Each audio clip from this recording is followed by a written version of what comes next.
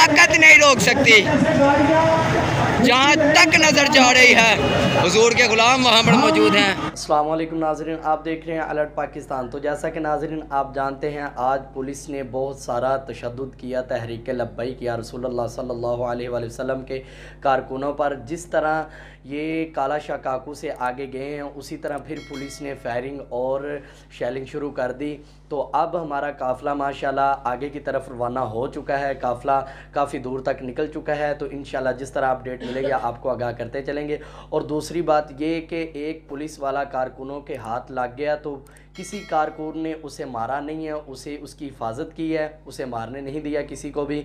तो आप देखें ये कितना पुरअमन धरना है। हालांकि पुलिस वालों ने हमारे लोग भी शहीद किए, इतने कारकुन ज़ख्मी भी किए और शहीद भी किए, तो फिर भी ये पुरअमन है अल्हम्दुलिल्लाह, अभी भी पुरअमन जा रहे हैं। तो किसी ने हाथ तक नहीं लगाया पुलिस वालों को, उसे अपनी हिफाजत में रखा।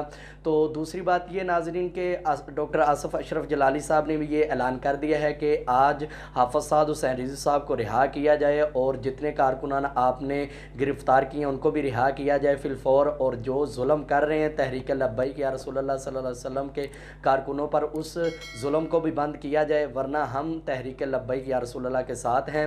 तो हम भी बाहर निकलेंगे, ये डॉक्टर आसिफ अशरफ जलाली साहब ने ऐलान कर दिया है। तो हुकूमत अब देखना ये है कि तहरीक लब्बैक के साथ क्या करती है, और आगे जिस तरह अपडेट मिलेगी इंशाल्लाह वो भी आपको बताते चलेंगे। तो अभी तक हमारा काफ़िला आगे की तरफ रवाना है, तो इंशाल्लाह जिस तरह कोई न्यू अपडेट मिलेगी आपको आगाह करते चलेंगे।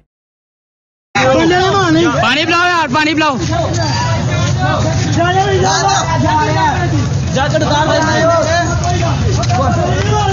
कोई नहीं मारेगा, कोई ना मारे।